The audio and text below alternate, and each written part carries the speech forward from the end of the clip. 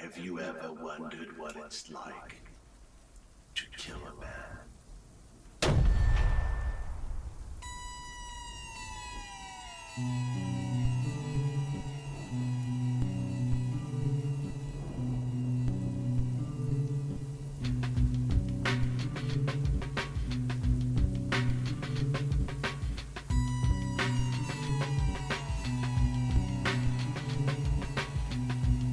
Good evening, friends and enemies. Thanks for listening. Welcome back to Exploring Evil Reloaded. We're back for 2026 and excited about continuing to bring you premium true crime content. I'm an armchair detective in a case of multiple arsons right now, and I could really use your help, so keep an eye out for the Firebug episode dropping soon. Give me feedback and advice, but be kind at exploringevil@gmail.com, and we've got a YouTube channel in the works, so keep an eye out for that. Now, let's explore some evil.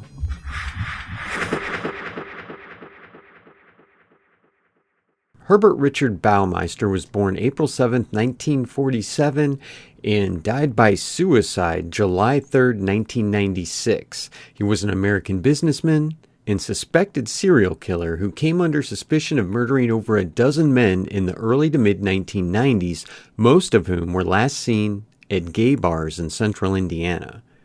Police ultimately found the remains of 11 men, 8 identified, on Baumeister's property. He died by suicide after a warrant was issued for his arrest. Since his death, he's come under suspicion for the murders of 12 other men along Interstate 70 in Indiana and Ohio, which occurred from the early 1980s to the early 1990s. He was born in Indianapolis and was the oldest of 4 children. His parents were Dr. Herbert Eugene Baumeister, an anesthesiologist who died November 12, 1986, and Elizabeth Baumeister, who died April 7th, 2013. His childhood was reportedly normal at first, but by adolescence, he began exhibiting antisocial behavior. Friends recalled his urophilia, and that he would, quote, ponder what it would be like to taste human urine. Yum. He enjoyed urinating on teachers' desks, which I'm sure made him not the front runner for teacher's pet. And he was also reported to play with dead animals. So there's some warning signs. There's a lot of warning signs with, we talk about the triumvirate of setting fires, wetting the bed, and hurting animals. But it's usually accidental bedwetting. But this guy is kind of obsessed with it. In his teens, his behavior concerned his father, who had him submit to mental exams, and he was diagnosed with paranoid schizophrenia and antisocial personality disorder. Now, this is all unofficial. This is what's coming through his father. He did not receive any further psychiatric treatment after the diagnosis. So his dad, who's a doctor, said, "Oh, my son has paranoid schizophrenia and is antisocial. Let's just see what happens." In 1965, Baumeister attended Indiana University for 1 semester, then dropped out. He returned again in 1967, and in 1972 he attended 1 semester at Butler University. In his adult life, he drifted through a series of jobs, but was known for a strong work ethic. But he also displayed increasingly bizarre behavior. And friends and enemies, we're just going to call that IBB from here on out, because there's going to be lots and lots of stories we tell with increasingly bizarre behavior. It's kind of a sanitized way to say he's kind of going batshit crazy. Now, Herb married Juliana or Julie Sater in November of 1971, and they had 3 children. Julie later said they'd been sexually intimate only 6 times in over 25 years of marriage, and she never saw her husband nude. 6 months after the marriage, Baumeister was committed to a psychiatric hospital by his father for 2 months. His wife said he was hurting and needed help. In 1988, he founded the successful Save-A-Lot thrift store chain in Indianapolis. And we're not talking about the Save-A-Lot that's seen throughout America nowadays. This was more like a Goodwill type thrift store thing. And it was very successful. We'll get into that. But first, I want to talk about the I-70 murders. So this is something that Baumeister is suspected of. The I-70 Strangler is the nickname of an unidentified American serial killer responsible for killing at least 11 young boys and men in Indiana and Ohio between June 1980 and October 1991.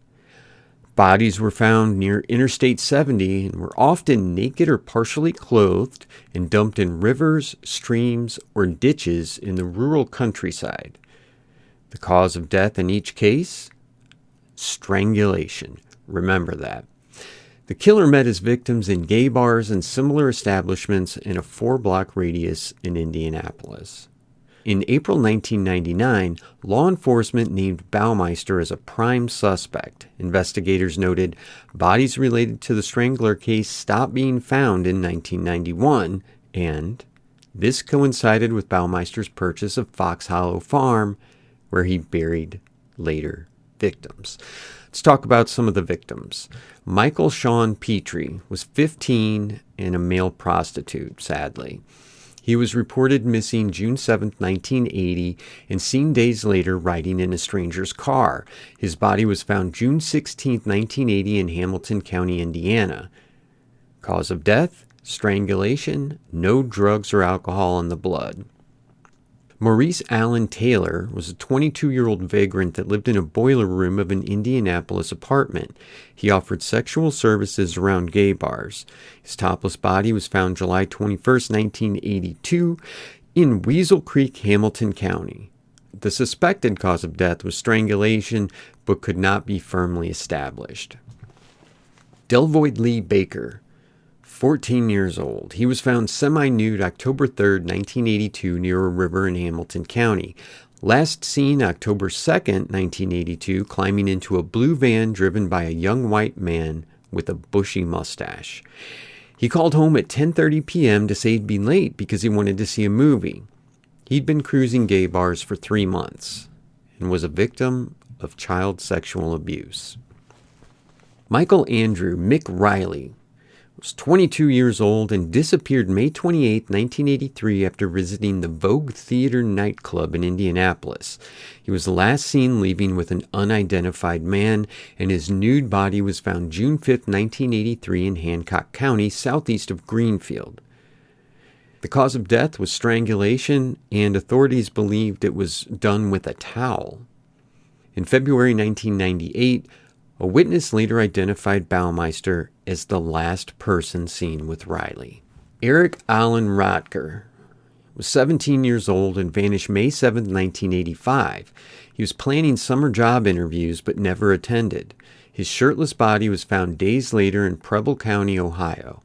Witnesses saw him accept a ride at a bus stop in the early morning hours of March 7th. He was strangled with a rope and had a burn mark on his left shoulder. Friends and family denied he was gay, but later research linked him to drug users and traffickers. Keep in mind, this was still a long time ago, and there was a lot of negativity and just awfulness associated with a gay lifestyle. And it would be very common for families to deny that a loved one was homosexual, just like it's very likely that they would deny that they would ever commit suicide. Michael Allen Glenn was 29 and was found August 15, 1986 in a ditch near Eaton, Ohio, clad only in his underwear. He lived in a trailer park in the outskirts of Indianapolis and worked as a handyman. His cause of death? Strangulation, and most likely with a rope, and his body was identified 3 years later by fingerprints. James Boyd Robbins Jr. was 21 and went missing October 15, 1987, after leaving his mother's Indianapolis home. His body was found October 17th, naked in Shelby County. Witnesses gave conflicting car sightings. One reported a red Jeep Wrangler Renegade and another a Chevy Blazer. Both fine choices, I might say. Stephen Lynn Elliott was 26 and was found August 12, 1989 in Preble County, Ohio, clad only in his underwear. Again, cause of death was strangulation, likely with a rope. He came out as gay in 1979 and became involved in prostitution and struggled with alcohol addiction. 32-year-old Clay Russell Boatman was a licensed practical nurse and disappeared August 14, 1990, after leaving his apartment in Richmond, Indiana, to visit Our Place, a gay bar. His body was found in a ditch near Eaton, Ohio. Cause of death, strangulation, and again, family denied he was homosexual. It doesn't matter whether these people are gay, straight, black, white, whatever. None of that matters. These people are being murdered, and it's sad, in my opinion, that the family is denying, that these guys were gay. Like it's an awful thing or a bad thing, and it's almost like they're more concerned with preserving the reputation of this person being straight than they are about the fact that he was murdered.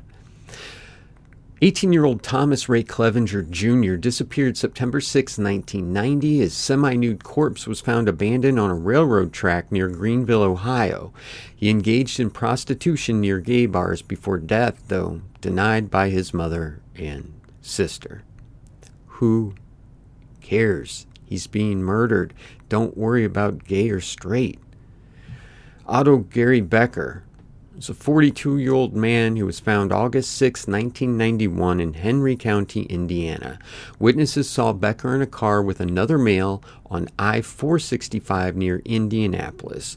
Police showed witnesses mugshots of convicted kidnappers and murderers, but no matches were identified.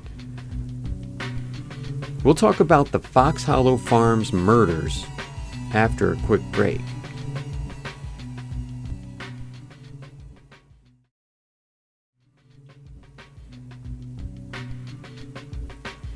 Welcome back, friends and enemies. Let's talk about the Fox Hollow Farm killings. In May 1988, Herb Baumeister purchased Fox Hollow Farm, an 18-acre property built in 1978 off 156th Street and the Manon Trail in Westfield, Indiana. In 1994, Baumeister's son found a complete, partially buried human skeleton in the family's wooded backyard. Baumeister told his family it was one of his father's dissecting skeletons previously kept in their garage, which he later buried in the garden. On June 24, 1996, investigators recovered human bone fragments belonging to at least 11 people buried in the woods at Fox Hollow Farm. On December 4, 2022, a new search recovered one bone and identified 20 additional locations where more remains may be buried. Only 10 victims have been directly identified as Baumeister's. 3 additional remains are still unidentified, though all are believed to be male homicide victims. The Hamilton County's coroner's office appealed to the public for DNA submissions from families with missing relatives in the mid-1980s to mid-1990s in the Indianapolis area. As of January 2024, forensic experts continue working to identify nearly 10,000 portions of human remains from an unknown number of victims at Fox Hollow Farm. The identified victims are as follows: Johnny Lee Johnny Bayer, 20 years old, missing since May 28, 1993. Jeffrey Allen Jones, 31-year-old man, missing since July 6, 1993. Richard Douglas Hamilton, a 20-year-old man, missing since July 31, 1993. Alan Lee Livingston, age 27, missing since August 6, 1993. 28-year-old Stephen Sperlin Hale, missing since April 1st, 1994. Alan Wayne Broussard, 28-year-old man, missing since June 6, 1994. Roger Allen Goodlett, age 33, missing since July 22nd, 1994. Michael Frederick Kieran, 45-year-old man, last seen March 31st, 1995. Manuel Resendez, 34-year-old man, last seen August 6, 1993 at a gay bar in Indianapolis. Daniel Thomas Holleran was born in 1972 and his date of death is unknown, and he was identified in 2025 by forensic genetic genealogy. Let's look at the escalation here. So we have May 28, 1993. A little over a month later, July 6th, we have someone missing. And then 3 weeks later, July 31st, someone goes missing. Then August 6th, someone goes missing. So what we're kind of seeing here is what a lot of profilers will call a full tilt boogie. These guys' cooling off period will shrink. So these serial killers, maybe their first victim they kill, then it's, a year later they have to do it again. And then it's 6 months later they have to do it again. And then it's 2 months later, and then 2 weeks. And then all of a sudden it's almost like they turn into spree killers because they're just murdering so quickly that there's not really an identifiable cool down period.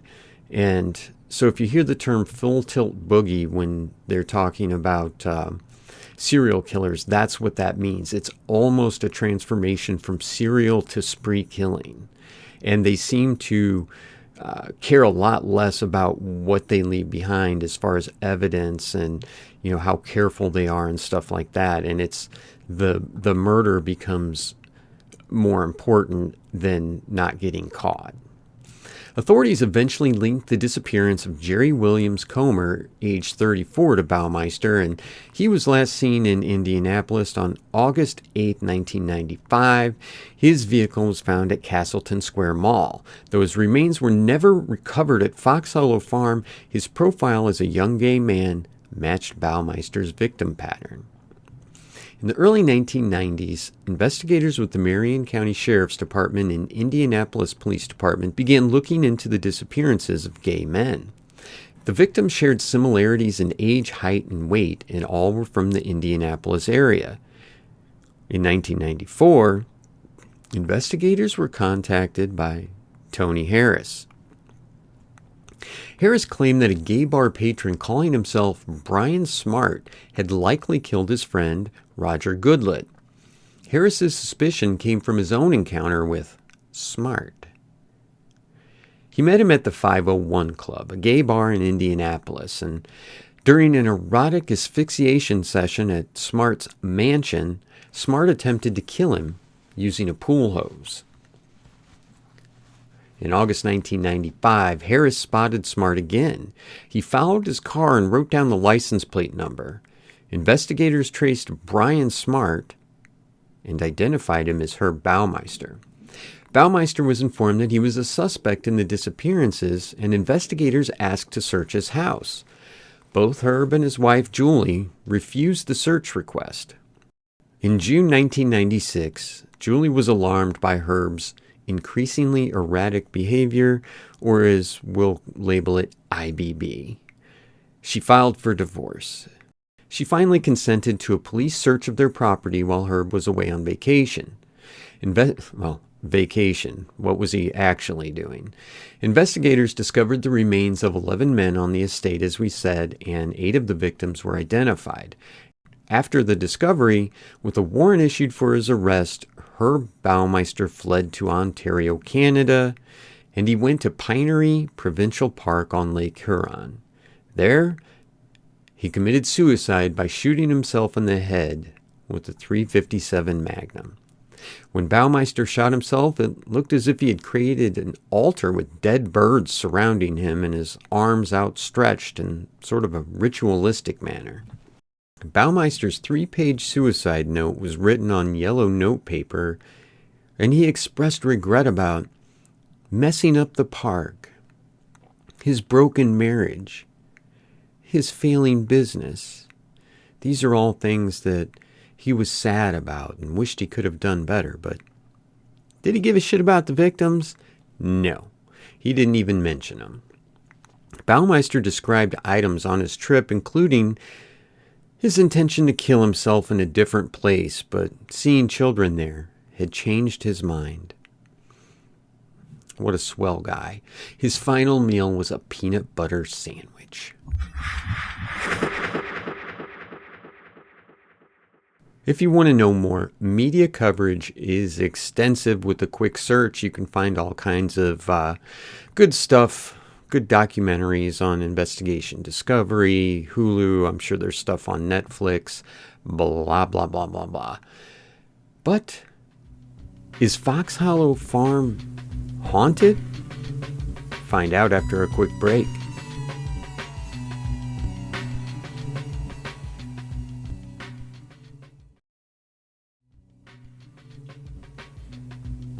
Welcome back. Haunted Fox Hollow Farm.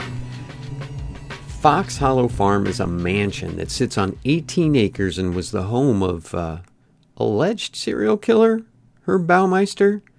The current owners, Vicky and Rob Gray, stated that they originally tried to distance themselves from the history of the home, but they've encountered too many unexplainable things to do so, and they believe that Baumeister is still present in the home, along with his victims.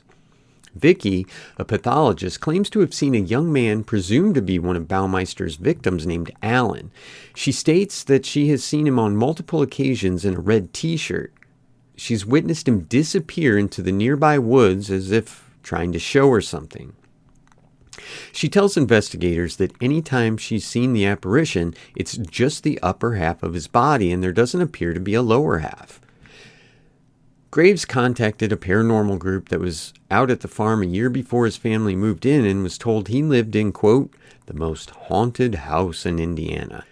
Let me tell you what she saw and where she saw it, the investigator told Rob, who was surprised when a total stranger repeated what his wife saw word for word. Another strange occurrence takes place in the basement.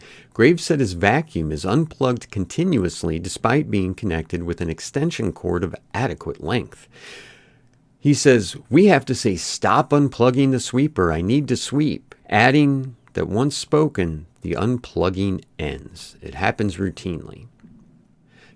Joe LeBlanc, a man who rented an apartment on the property in the farm's in-law quarters, also has experienced unexplainable activities, including having his door kicked in, knocking in the middle of the night, deadbolted doors whip open, and items move. LeBlanc has also seen the red shirt man and other spirits. There are places in my house my wife doesn't like to go that make her hair stand up on the back of her neck, he said. One spot is Rob's bathroom, which psychics described as a portal for spirits to come and go. She told me that before anybody else ever said a word. Graves has been told by psychics that the phenomenons taking place are from unrested souls. They're souls that have not moved on because so many were unidentified. They haven't had any closure, he said. It's not a demonic thing. Despite the unexplainable activity, Graves said his family has no plans to move. We love it here, he said. We want to change the dynamics of what was. However, the story of what took place and is being reported caught the eye of Indianapolis film director Daniel T. Hall. Hall began his paranormal documentary when filming a children's program for Showtime at Central State Mental Institution in Indianapolis. It was Friday the 13th. All this stuff started happening. Creepy stuff, he said. For 6 months, Hall and a paranormal investigation team, including psychics, crime scene investigators, a demonologist, electronic voice phenomenon, and visual specialists, investigated the 18-acre estate for a movie. Typically, we spend a few days or a weekend, but we really hope to find closure, Hall said. The goal of the documentary was to find answers for people that were living, using all the tools and methods available, including ground-penetrating radar. The whole story was swept under the rug, added Graves. He, Baumeister, purposefully picked people that wouldn't be missed. He was a master manipulator. That was why he got away with it. Graves said a majority of the killings occurred in the pool and adjacent room. Once, while LeBlanc was swimming alone, he was grabbed behind the neck. I've seen a shadow figure move from right to left across the pump room, Graves added. Most places are gone. Few places had this many people killed and are still standing, added Graves. With all of the stories, if you don't cooperate, they're going to do it anyways, said Graves. The worst thing was that they dramatized it. And that's a matter of opinion. This seems super dramatic, so I don't know that dramatizing it is a thing. I mean, we're talking about a serial killer who tricked men into sexual escapades, luring them to his house only to strangle them. So I don't think it needs any dramatization.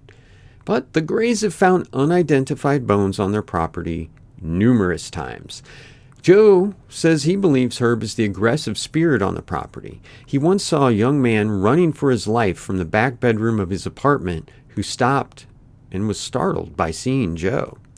He thinks that the young man he saw was murdered in the apartment. He also found a human femur near his apartment in the backwoods in 2010.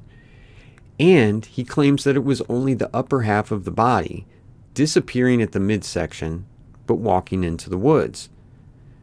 We said that Baumeister at the suicide scene looked as if he had created an altar with dead birds surrounding him and his arms outstretched in sort of a ritualistic manner. Could he have set up this ritual to try and return to the house after his death?